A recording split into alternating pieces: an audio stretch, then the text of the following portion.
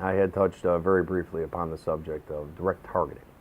This is a phenomenon otherwise known to some folks as gang stalking. This name, however, is a misnomer. In almost every case of legitimate stalking that we have come across, where we have been able to identify a culprit and triangulate where the problem was coming from, it's usually one to maybe three individuals. It doesn't seem to be a widespread conspiracy. But at the same time, if conspiracy didn't exist, we wouldn't have a word for it, would we? So there are a few things that I did want to address very, very quickly with people out there in regard to direct targeting. Firstly, I want you to know that yes, it does absolutely happen. It doesn't seem to be as widespread as some people would have you believe, at least not in my experience, but it does happen. And we have actually caught targeters before. As a matter of fact, not too long ago, I came across a gentleman who had the skill set and the knowledge to actually build his own microwave emitter, which he was using on his neighbors so that they would become nauseous and sick and think something was wrong with their land and sell it to him for rock bottom prices. And he was successful with the first three, but the fourth family called us. And unfortunately for him, we were able to get out there and do an on-the-ground investigation. And basically, we're able to prove conclusively, without a doubt, that this man had built a device and was using it to torture this family next door in the hopes of getting them to move away. It also turns out that they had 6 kids and he didn't like kids. So, make of that what you may. But there are devices. I have a couple of devices here that I wanted to show you very briefly that are just very small examples of the types of things that I'm talking about. Now, at the other end of the spectrum, when you have somebody who has very specialized knowledge and the ability and the means to get their hands on one, they may be using a device known as an emitter. Some people call them crowd guns. They're used primarily to make people sick. It's a device that emits a microwave field that basically within about 90 seconds will have you on your knees puking your guts up. And whatever it is you were doing before, you don't want to do that no more. You just want to get the hell out of there. And that's the way it works. Another device, much more complicated but equally insidious, is a device called a laser modulator. Now, both of these devices are microwave-based, dual frequency technology that can make people very, very ill upon initial contact. With a modulator, that's not always the aim, though. Okay, an emitter is basically designed to get you the hell out of there as quickly as possible. A modulator is a device that's more designed to surveil and to gather information about and perhaps disorient a subject that is under investigation or under surveillance. They're used primarily by federal law enforcement agencies, but some local agencies do have them out there. One problem that we've noticed, though, over the last couple of years is that the proliferation of dark websites and deep websites, basically have allowed these devices to proliferate out into the general public. They don't come cheap. Generally speaking, the average cost for a modulator, even a small mobile model, is somewhere around $25,000. So we're not talking about peanuts here. This is if somebody did choose to go this route, they would be making a very large investment on their end just to make you miserable. Let's put it that way. But one device, very small here, is basically a device that can create what we like to refer to as a sonic sickness. Basically, it can make people feel and sound. Now, I don't know if you can hear that. Putting it towards my microphone so you can get a taste of it, but probably the world's most annoying sound. I can't lie. I'm not particularly sensitive, and it just bugs the hell out of me. I can't lie to you about that. But given enough time and exposure to a signal like this, will definitely drive people bonkers. Okay, it is designed literally to make you feel ill, and because of the frequency that it operates at, it can physically do that. I know a lot of this stuff sounds like Star Trek or Star Wars, but like I said, hold on to your hats and bear with me because what used to be sci-fi, this is one point that I do have to make, I've made it to many, many people who have called me directly, is the fact that the device that I'm talking to them on didn't exist when I was a boy. There were no cell towers, there were no cell phones.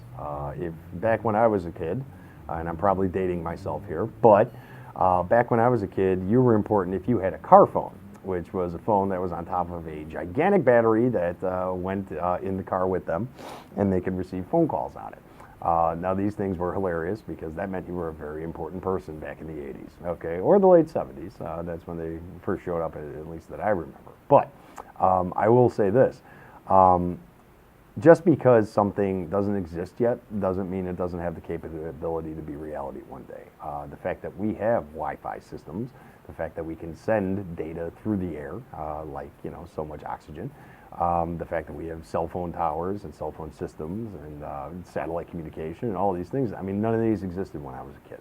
Okay, so I have to turn a blind eye to people who are skeptical about the capabilities of technology. There's, I mean, let's put it this way. Just for those of you out there who don't know, the military had the internet as we know it in 1971. When did we get it? So that'll give you an idea, okay? We're basically talking, more than 20 years in between before, they released it to us. So whatever this technology is that's affecting people, okay? Be it an emitter, be it a modulator, be it a voice-to-skull phenomena from a microwave transmission from a tower, does seem to be evolving. Okay, that's the best word I could use for it. It's getting more capabilities, it's getting more strength to it, it's getting a wider dispersion pattern. And every time that we try to battle it conclusively, there are little devices like this annoying little guy, terrible, that can actually go out there and be stuck in someone's home or someone's car. And as you can see, not very big, pretty tiny. Okay, powered by a simple 9-volt battery. You stick it underneath somebody's bumper or in the back seat of their car, and if they are excitable, it will absolutely drive them nuts. I mean, they will just go absolutely bats over this. Another small device, very similar to this one, kind of like a bug, designed to make little sounds. See, laughs, little whispers. Scary stuff. Thing is that a device like this, while this one is simply a transmitter, okay, there are devices that could have small microphones in them, parabolic mics, that basically can record every single action that a person is doing, and everything that they're saying, everything they're listening to, everything that someone says to them.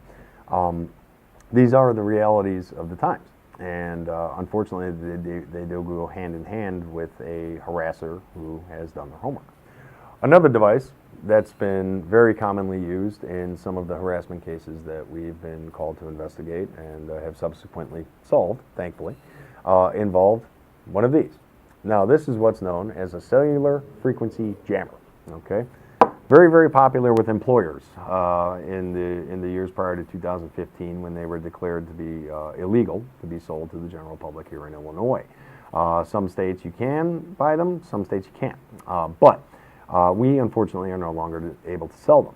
Now, these devices, basically, you can hear, do give off an emanation. And what this essentially does, serves to do, is to isolate the victim that's being harassed. This will interfere with Wi-Fi communication. This will interfere with cellular communication. Any electronic device that usually would be used as a communication method can be very easily subdued with a device like this. Basically, all that needs to be done is to figure out what frequency your equipment is operating on. They basically match that frequency in the jammer, turn it on, and then you have this annoying little sound that basically kills all of your communications methods. Now, there is no way to counter a frequency jammer except to find it and shut it down, unfortunately. But thankfully, we do have spectrograph and spectrometry equipment that can allow us to triangulate the source of a jamming signal. In many cases, that is exactly how it works. We figure out where the jam is coming from, and we're able to follow the breadcrumbs, so to speak. Now, when someone is directly targeted, okay, there's several different facets that it can take.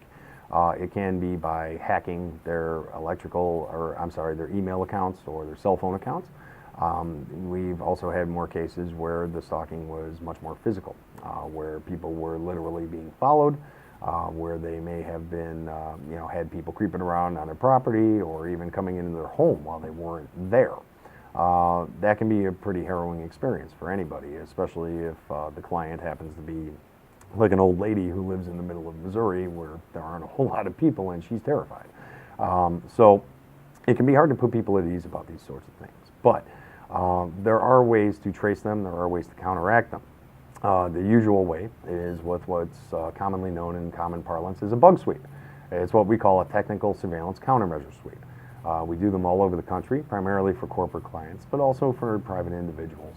We check their cars, we check their planes, we check their homes, their workplaces, factories, warehouses, you name it. And more often than not, if you feel like something in your gut is not right and there's something that's surveilling you, then you're probably correct, more than likely.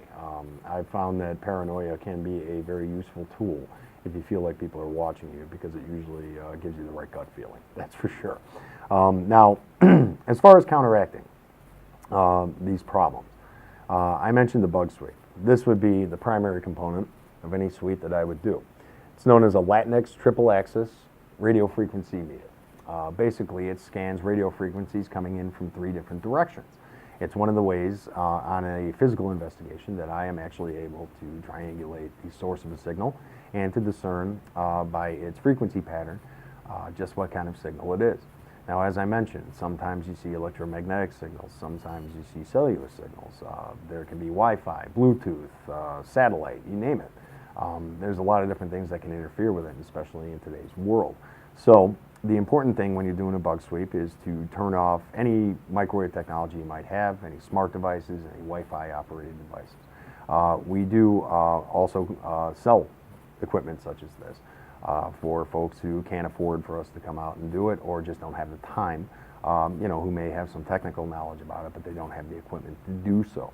So radio frequency detectors are a big part of that.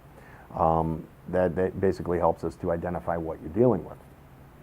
Next in the repertoire, when we go out to do an actual field investigation to locate a source, is what's known as an MG300 low-frequency magnetic field meter, otherwise known as a Gauss meter. Now, this was a device that I was extremely familiar with when I worked for the Atomic Energy Agency, because if you didn't have one of these, you'd most likely die on the job, let's put it that way.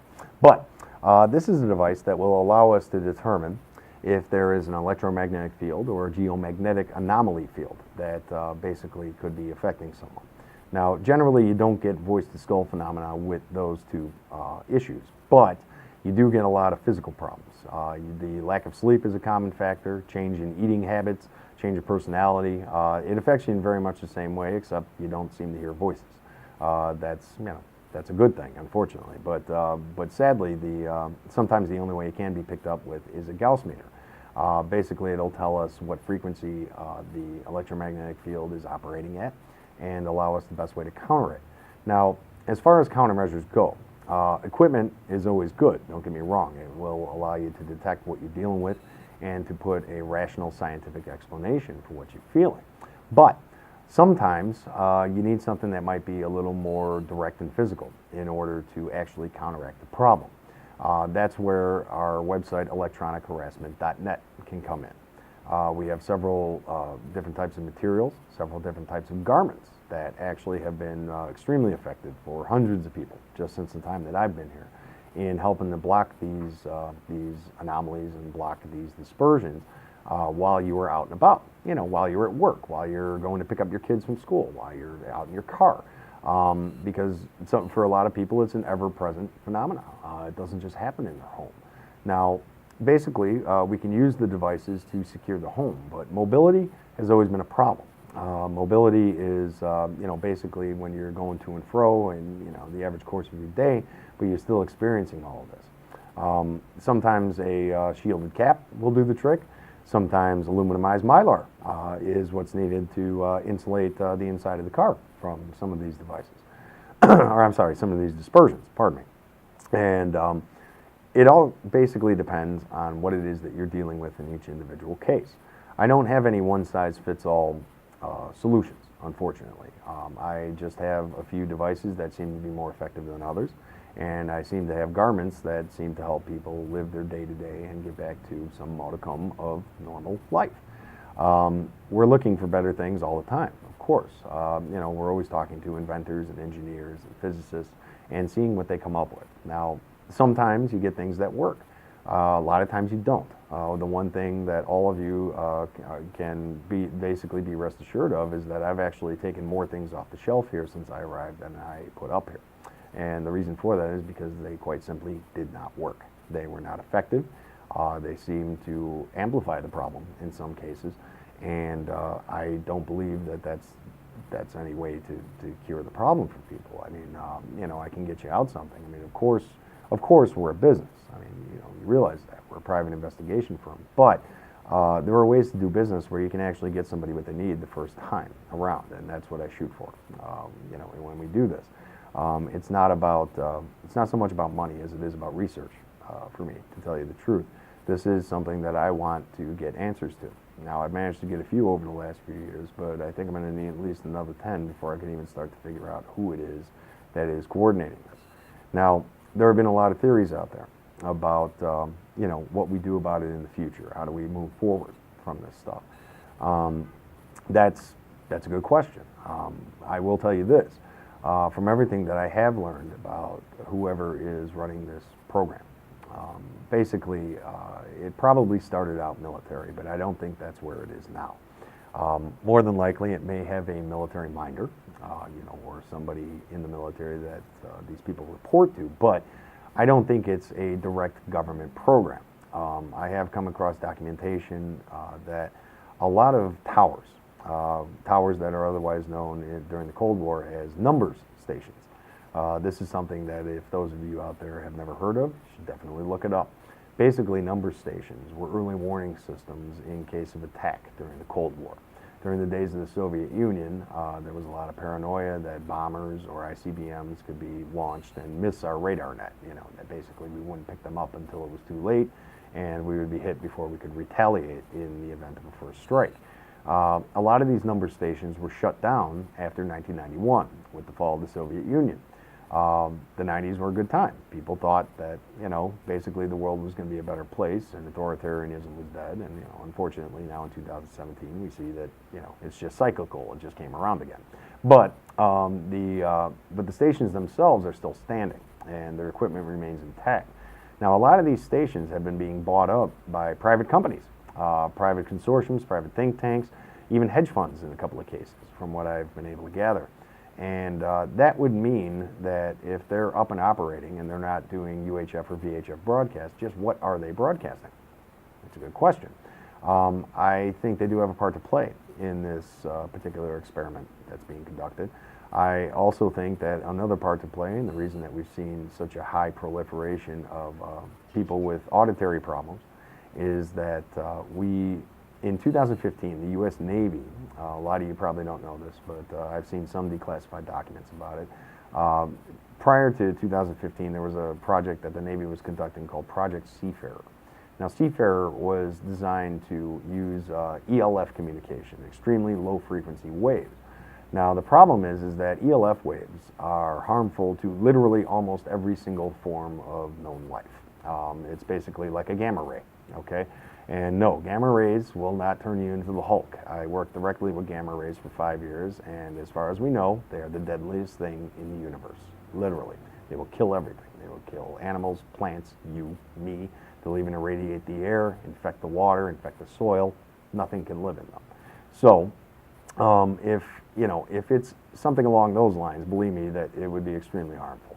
Now, ELF waves are a little bit of a different variety. These are sound waves that are so low on the decibel level that basically they were rumored during the 1990s to cause a lot of damage to people's inner ear, okay? Basically, the vibrational resonance would create a pressure inside their ear that would cause their eardrum to pop, okay? Now, you may have seen stuff like this in science fiction shows. I seem to recall an episode of The X-Files that dealt with this very particular subject. I mean, it took it to the extreme where people's heads were basically exploding from it. I mean, I've never come across that. But I have come across people who have experienced a lot of pain, loss of equilibrium, dizziness, a lot of nausea from ELF transmissions. Now, after 2015, Project Seafarer came to an end, and the Navy suddenly announced that they had created a new communication method with the Trident submarines that they are calling subspace. Now, if any of you are nerds out there like me, and you've ever watched Star Trek, you know exactly what the hell subspace means. Subspace is a ELF, low-level communication, that is basically a coded message. This will supposedly allow NORAD and Cheyenne Mountain and some of the other black sites around the country to talk to the Trident submarine fleet that we have out there, our nuclear subs. This is, of course, probably a half-truth. I'm sure it has more applications than that. You know, pretty much everything with wave technology that has been devised in the last 20 years has been weaponized in some form or another. So ELF waves, if they were applied, say, on a foreign population or on a foreign army that, you know, where we were about to invade, would cause a lot of disorientation, might even induce dementia, according to some studies. Some people don't really know because we haven't seen a whole lot of human trials with it. But suffice it to say that I would say that in the last year or so, it's probably a big reason that I've seen such a sharp rise in voice-to-skull phenomena, and also to people who report basically a ringing in their left earlobe. And it's always the left earlobe for some reason. It's something that seems to be directed towards the right side of the brain, and we don't really know why that is, why the right side of the brain is affected first. But almost everyone, to a T, has reported hearing it in their left. And some people hear a very low frequency, like a low droning that's kind of like vroom, vroom, vroom. Other people hear a very high-pitched sound. Now, I do have a confession to make. This particular sound, on several occasions, separated by at least the last 18 months, I have heard this high-pitched sound from time to time. It's not ever present. It's very intermittent. Sometimes I won't hear it for weeks or even months, but I have picked up on it before. And again, just like my clients told me, left earlobe, only in the left ear, never in the right. So I find that interesting. There's definitely more to be researched about that, and definitely more, obviously, that's going to come out about it. I'm speaking with other colleagues like myself, and also, again, physicists, scientists, engineers, communications guys, to find out more about how this works. But as of yet, you know, I have very sparse information about it. All I do know is that the program is real and it does exist, and it does seem to be adding to our woes, okay? So, basically what we need to do is we need to start speaking. We need to start, you know, formatting our different experiences and our different cases so that we can start to paint a bigger picture and see bigger patterns in what's going on here. Because there is definitely something going on. I don't think that anybody out there who's experiencing this is crazy. I think that you're just a normal person who's trying to quantify something that's affecting you from outside of yourself. And if you can't smell it or feel it or touch it or wrap your hands around it, it can be very, very hard to convince other people that it is real and that it does exist. But I'm here to tell you that we do know that it is real. We do know that it does exist. And this very weekend, I will actually be in Austin, Texas, helping people just like yourselves who have a very large property there and are experiencing a lot of very, very unsettling things that, unfortunately, we need to narrow down and figure out where they're coming from and figure out the best way to counteract it. But that's what I signed up for when I took this job. And one thing I would like to do is to continue the research, continue to confab with people like yourselves. Keep sending me videos, keep sending me recordings, keep sending me all the information that you can about this, because there's a lot of misinformation out there, and we need to take the time to discern what's real from what's fake. Because, well, let's put it this way, not to sound like Agent Mulder, but the truth really is out there. And the closer we get to it, the more misinformation there seems to be that pops up. So there is an active campaign to discredit this. You know, one of the main reasons would be insurance, okay? Primarily unemployment insurance or workers' comp insurance. In France, a lot of you probably don't know this, but in France in 2015, late 2015, there was a woman who claimed to be allergic to the 5G Wi-Fi system that her company installed in Paris, France. She basically asked the company to let her work from home because she would become debilitatingly sick every single time she came into the building after they installed this thing. And they basically tried to fire her. And she sued them in court, and she was able to prove to a jury of her peers and to the judge that she was experiencing electromagnetic hypersensitivity. And as a result, the jury found in her favor, and she is now sitting at home collecting an unemployment check for her electromagnetic hypersensitivity. Now, France is a country of 60 million people. We're a country of 460 million people. If this were to become widespread, you could see that there would be a vested interest in holding on to their hundreds of billions, maybe even trillions of dollars, were this to become legitimized. So there are ulterior motives out there that, of course, are very basic. They're very simple. And I see no reason for insurance companies or law enforcement agencies or the courts to really bend to the fact that this could be a real phenomenon. We have lately, just recently, started to finally get through to some people in charge, councilmen, mayors, attorney generals, things like that, who are at least open-minded enough to acknowledge the fact that this phenomenon is real, that it is happening. But they're not quite on board with the fact yet that it's an experiment that's being conducted. Now, that is something that, is my opinion. I mean, I just want to put it out there. I don't have any concrete evidence to prove it yet, but give me a little time on that. Suffice it to say that it is an extremely real phenomenon that continues to increase to this day. More and more information about it is coming out all the time, but there's also a lot of misinformation about it. A lot of people who are trying to sensationalize it or to cash in on the misery of people who are actually experiencing it. I do recommend that anyone who does experience any of the things that I've talked about here today should call us, okay? But before you do, I would advise you to take a look not just at the videos that we've posted in this series and will continue to post, but also some of the interviews that I've done on podcasts, on radio channels. We did Midnight in the Desert with Heather Wade. We've done Ella Fitzgerald. We've done Derek Robinson and PAX International. There is a lot of information there that was shared with live callers on those particular interviews, and I definitely recommend that you should check them out because hopefully they will answer some of your questions long before I get back to you. But I do want to recommend this. If you are experiencing something like this and you can't discern the source of it after we talk on the phone, we can't discern the source of it, then what may be needed is to actually get a team on the ground. And if that does happen, I do want you to know that, I'm not knocking my competition, but I can get the job done usually for about half the price of them. And unfortunately, there's a lot of people out there that don't provide results, which thankfully we do. At least we can give you some answers and some way to move forward with it so that you'll be a heck of a lot more comfortable going through your life than you are right now, that's for sure.